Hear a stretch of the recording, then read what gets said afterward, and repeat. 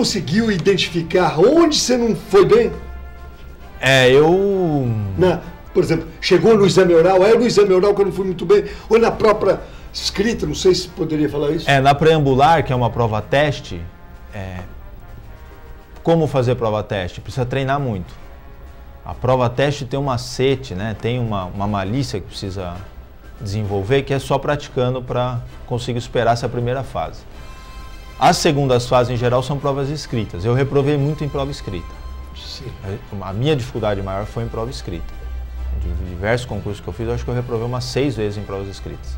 Tanto magistratura como Ministério Público, advogado da União, defensor público de São Paulo, eu reprovei em segundas fases. E aí desenvolver técnicas, né, que é preparar uma introdução, elaborar uma conclusão, tentar escrever de uma forma direta. Sim. Tem técnicas para superar cada fase. No exame oral, quando eu passei para o exame oral, eu passei direto. A primeira vez que eu fui para o oral, eu passei direto. Mas na segunda fase eu tive dificuldade. Então precisa ajustar a metodologia para tentar superar aquela fase. Bom, aí você tentou novamente. Tentei novamente. Então eu fiz um 7-8, não passei na primeira fase para a magistratura de São Paulo. No 7-9 eu passei na primeira e não passei na segunda, para juiz. E no 180, que foi o concurso que eu passei em todas as fases. Aí, então eu prestei 3 vezes em São Paulo e no último que eu passei em todas as fases. Isso foi em anos seguidos? Anos seguidos. 2006, 2007 e 2008. Nessa época você também foi professor e continua professor de um curso preparatório. Você já era professor? Não. Eu não era professor, isso foi uma coisa muito interessante. Em julho de 2006, eu fiz um concurso de bolsas lá no Damásio, para voltar a estudar lá no cursinho de graça. E eu fui um dos contemplados, fui o segundo colocado, então tive um destaque. Aí uma professora, que era Laura Di, que tinha um grupo de professores assistentes para a OAB, me convidou para ser professor assistente lá. E aí, a partir de outubro de 2006, eu virei professor assistente. Então, além de estudar, eu tinha essa atividade paralela, que não tomava muita parte do meu tempo, mas eu já tinha um auxílio bolsa lá. Sim. E passei a desenvolver uma outra área, que foi muito bom para o meu currículo, e foi uma ferramenta de estudo nova, porque ensinar é uma ferramenta de estudo incrível. Bom, aí você também, professor, você despertou também ser um escritor. Aí me apareceu a oportunidade de organizar, tinha uma coleção na editora Damásio de livros de questões de primeira fase, provas de primeira fase. E aí você... Aí eu aceitei a proposta de passar a atualizar. E aí eu comecei a atualizar a coleção e até assumir integralmente a coordenação desses trabalhos, a organização desses trabalhos. E eu respondia todas as questões dos livros, então nas provas de primeira fase eu já não tinha mais dificuldade. Porque de tanto treinar. Sim. Que era organizar as questões de provas oficiais, dividir por temas, né, jurídicos e organizar esse material, que é a coleção, que hoje tem 8 livros de questões, 8 disciplinas. Quer dizer, elaborado, coordenado por você. Coordenado. Tem aqui os livros? Tem aqui. Vamos mostrar os livros. E nós vamos agora mostrar aí algumas imagens da trajetória do Dr. Fábio. Os livros estão aí. São o primeiro... O primeiro foi o Direito Comercial, que é esse azul. Todos publicados pela editora Damásio. O azul ali é o primeiro. Direito Comercial e Direito Tributário saíram praticamente juntos. E depois os outros. O último é Interesses Difusos e Coletivos, que saiu em 2009. São todas questões de provas oficiais, divididas didaticamente por tema. Então o sujeito estuda um tema e quer fazer os testes, as provas de concurso, questões de concurso daquela disciplina. Ele vai no sumário e faz os testes só daquele tema. Um livro muito prático. Muito prático. Uma abordagem grande. Olha aí.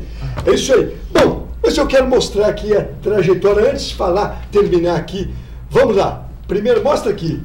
Na Polícia Militar. Aqui em Bragança ou... Isso em Jundiaí. Jundiaí. Pode logo ficar. No início da... Logo no início da escola. Foi a apresentação, né? Certo. Vamos mostrar aqui já o segundo aqui. Bom, esse aqui Aí você estava focado, estudando. Isso aí, como eu era professor assistente lá no Damásio, né? Aparecia muita oportunidade de gente que queria falar com quem estava nesse processo de preparação para falar para o jornal, fazer matérias, e eu aproveitava todas as oportunidades. Então, por isso que tem essas matérias. Aquela anterior. Esse aqui, Isso logo após a minha aprovação. Logo após a minha aprovação. Aqui você estava... Recém-ingresso na carreira. Recém-ingresso na carreira. Bom, e aqui, de olho na carreira pública. Está aqui.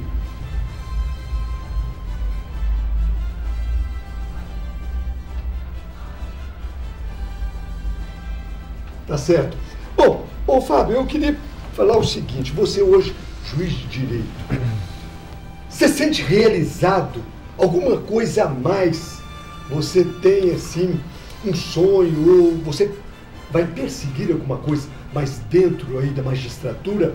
E outra coisa, o juiz hoje, pelas dificuldades todas, ele tem uma boa formação. Juiz hoje brasileiro.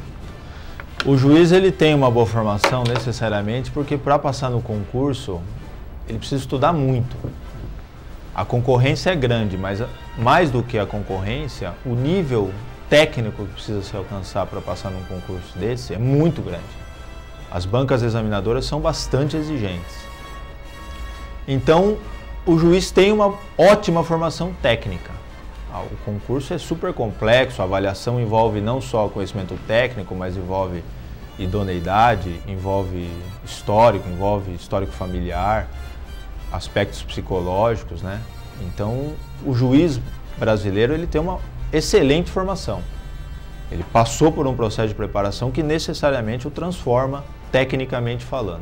Se comparando aí a outros países, a nossa formação então no judiciário, ela vamos dizer assim, responde aos anseios de toda uma civilização contemporânea. Responde, atende aos anseios da população. O senhor veja, os magistrados em São Paulo, grande parte dos magistrados são mestres e doutores. Sim. Então, além da preparação, todo o processo de preparação pelo qual eles passaram para ingressar na carreira, muitos têm uma carreira acadêmica paralela. Então, são pessoas de alto nível técnico, estão muito bem preparados.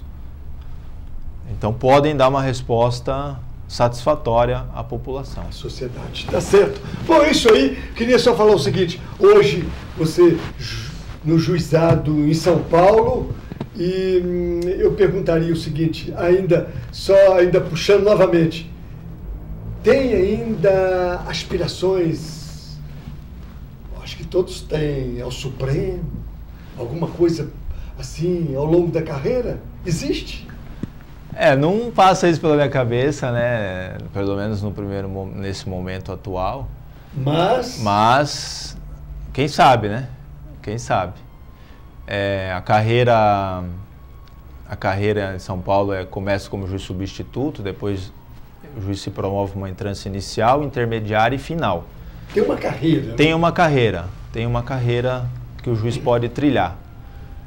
São as promoções por antiguidade e merecimento. E ele pode chegar a desembargador no Tribunal de Justiça. Então, dentro da carreira, né, sem ser uma indicação política, isso é onde dá para se chegar. Desembargador, que é o juiz que atua na segunda instância. Agora, você falou o seguinte, o juiz pode chegar, agora ele pode exercer alguma coisa fora, ele pode estar, por exemplo, na docência, ele pode ministrar aula, como é que é isso? Pode, o juiz ele pode ter mais um emprego público, né, como professor, e na iniciativa privada ele pode ser professor, não tem restrição daí. Não tem não, né? Não. Para ser professor precisa comunicar a corregedoria toma ciência de que o sujeito exerce docência, ele tem que indicar os dias e os horários, e aí a corregedoria autoriza. Ele não pode ter processo em atraso, não pode ter processo em atraso. Pode sacrificar. Não, de jeito nenhum. Qualquer exercício de uma docência, em hipótese alguma, pode prejudicar a atuação na magistratura que que não é fácil, tem bastante trabalho. Então, só se o juiz não tiver nenhum processo em atraso e for um horário que não vai comprometer a profissão, que a corregedoria aprecia e autoriza. Tá certo. Bom, nós queremos cumprimentar o Dr. Fábio aí, essa brilhante carreira, um exemplo, e a todos aqueles que querem estudar. E aqueles que estão desanimados, se espelha aqui no Dr. Fábio, ser determinado. Em algum momento da vida, você tem que tirar aquele momento para você trazer alguma coisa para dentro de si, para a cabeça, cultura, projeção na tua vida. É isso aí, um exemplo. Doutor Fábio, eu quero agradecer e dizer o seguinte, que a gente poderia voltar numa outra oportunidade, conversando sobre outros assuntos dentro aí da magistratura, dentro do direito, coisas que a população sempre anseia em saber. Agradeço imensamente, né, a oportunidade, estou à disposição para falar sobre qualquer tema aqui que for de interesse do programa e que possa ajudar a população, e deixar um recado aqui para as pessoas, né? Acho que uma primeira coisa que eu percebi é que o lugar de reclamar da vida é em frente ao espelho, né? Quando alguém não está muito contente com a vida que leva, precisa reclamar em frente ao espelho e tentar estabelecer uma meta na sua vida e perseguir, que isso vale a pena. O que não vale a pena é não ter meta nenhuma e nunca tentar nada. Mas todos aqueles que estão insatisfeitos, né, se voltar para si, estabelecer uma meta e perseguir, que vale a pena. O caminho a ser perseguido, e no fundo tem uma letrinha, caminho do bem. Você se projetar, ter, olha, a sua individualidade, o seu desenvolvimento humano, de caráter, isso é muito importante. Bom, mais uma vez, quero lhe cumprimentar e coloco aqui à disposição, e vamos, com certeza, continuar debatendo alguns assuntos. Com certeza, agradeço imensamente, foi um prazer. Estou à disposição. Uma boa noite ao senhor, uma boa noite a todas as pessoas que nos assistiram. Bom, é isso aí. Nós reiteramos agradecimentos ao Dr. Fábio, e em breve intervalo a gente volta já, que muita coisa aqui para a gente debater. Já, gente.